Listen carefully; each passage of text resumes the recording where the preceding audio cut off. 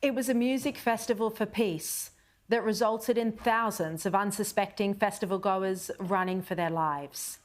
Hamas terrorists launched a surprise attack. 260 young Israelis were killed, gunned down, others taken hostage, beaten and raped. One of those who lost their lives that day is Danielle, the daughter of well-known Israeli businessman Eyal Waldman. Danielle's boyfriend Noam also was killed. I spoke with Eyal earlier.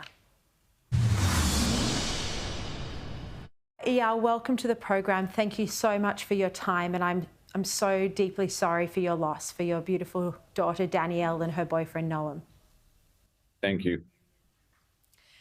Look, take me back to October 7. It's been about 3 weeks since then. What was the first that you heard something was wrong? So I was in Indonesia in like a very isolated island. And then my son Guy called me and said, Danielle's not answering her phone and something's going down south. She may be missing. And so I started understanding and I started hearing more things going on in the south. So I took a helicopter off the island and then took a plane here. We landed around, I think, 1:30 or 2 a.m. in the morning. On Monday morning at 6:30, already started heading south. I was going to find Danielle, my youngest daughter.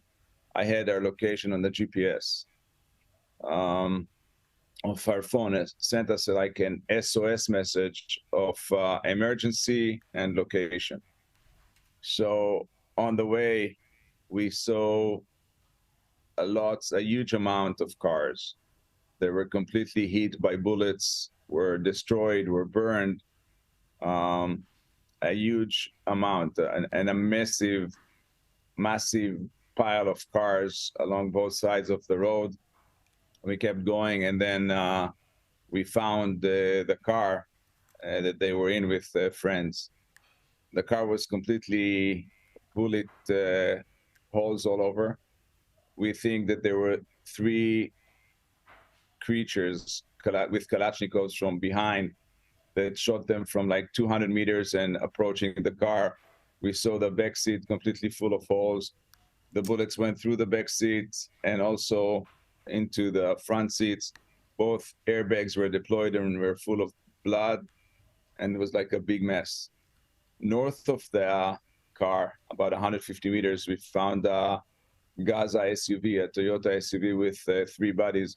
The bodies from the first engagement were still warm, and you saw that the bodies that we found close to where Danielle's car was were about 3 days old, and you also felt that. We saw 1 body outside of the car and 2 bodies inside the car.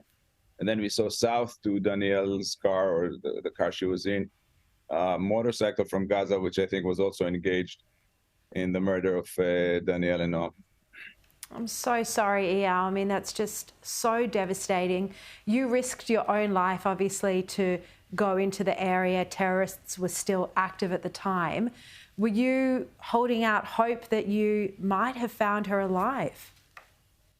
Yeah, even then, after I saw the car first, I didn't tell my 2 kids and my ex-wife the situation that I've seen. And I was still hoping that first, maybe she was not in the car. And second, that, maybe she got wounded and she's been able to crawl outside and hide somewhere, or maybe even taken hostage into Gaza. I was really hoping that she's alive. And we went searching for them. One was where the party was, one was the parking lot of the party. And we kept searching for Danielle that day and the day after. Eventually, we got the word that both Danielle and Noam were identified as murdered on Wednesday morning. And I understand that Danielle and Noam were planning their wedding, and then instead you're organising funerals for them. Yeah, they were starting to talk about marriage. I don't think they were already planning a wedding, but Danielle told me like a week before that, Dad, I think that I'm going to marry Noam. And our mom told me she had a dream one of the mornings last week that she saw Danielle in a wedding dress, which is something that will never happen. I'm so sorry, Eyal. It's just beyond words. This trauma that you're going through, that so many thousands of families in Israel like you are going through. Can you tell us about Danielle? What did she love to do? What were her hopes for the future? Danielle was an amazing girl.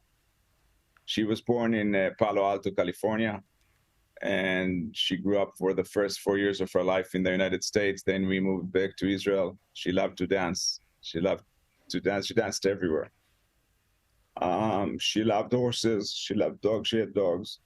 She was just all about animals. She didn't hurt anything.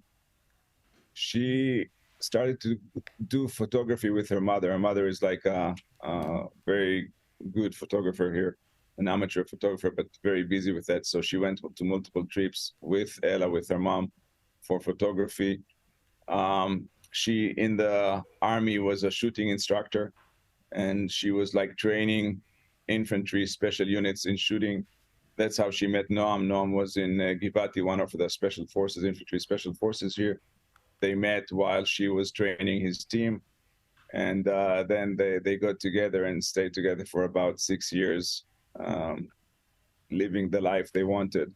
And then on Friday went to celebrate, peace, freedom, and love, and were murdered. Eyal, I mean, you talk about Hamas, you call them creatures. They are worse than ISIS. What they've done is more barbaric to babies, to children, to women, to your daughter, Danielle. Look, you personally have a strong business record of bringing Jews and Palestinians together. Obviously, Hamas is a terror organisation, but has all of this, has what's unfolded on October 7 changed your worldview in any way? No, it did not. So first, we need to differentiate. We're now at a defense operation, and we need to eliminate Hamas, and anyone associated with Hamas needs to be eliminated, the same as the Western world has done to ISIS. We're not against Muslims. We're not against Islam. We respect Islam. We respect Muslims. But extreme organizations like Hamas, like Islamic Jihad, should be eliminated. And at the same time, and after we do this, we continue to reach out for peace. We want to stop killing each other. We want to be able to live next to each other in a synergetic way, and it could be an amazing life for both people in two countries.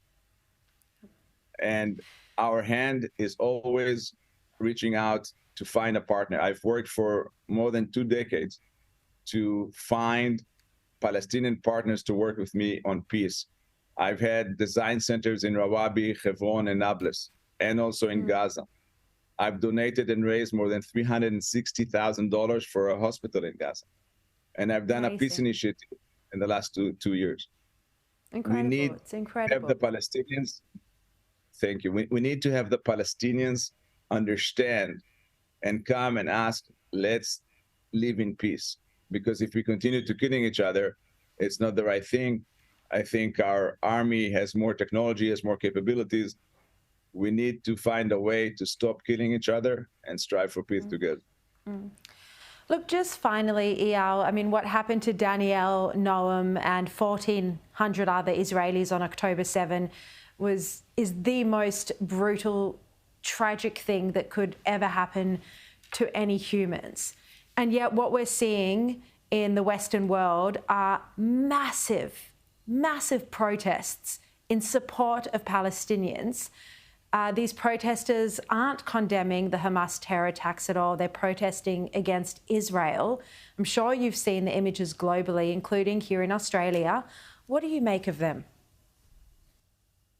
First, I think that they're doing better work in propaganda, in explaining and stuff like this. But I think when people look down and understand really what happened in October 7, I'm talking about my personal story, but there's 1,400 people that were murdered during that morning, that day, and that afternoon. The people that came in, or the creatures that came in, did awful things in many places, just unbelievable. inhuman things. They raped, they burned, they cut open, they beheaded, they've burned alive, they've done awful things to people. This is something that you cannot even describe, and there's multiple videos. And this is why the international world should understand they should support Israel to complete this operation, and after this, help us strive for peace. Eyal, thank you so much for your courage and sitting here and talking to us this evening. I can't even imagine how difficult that must be for you, and I'm so deeply sorry for everything that you and fellow Israeli citizens are going through. Thank you very much. We'll be okay. We'll win this war, and we'll be striving again.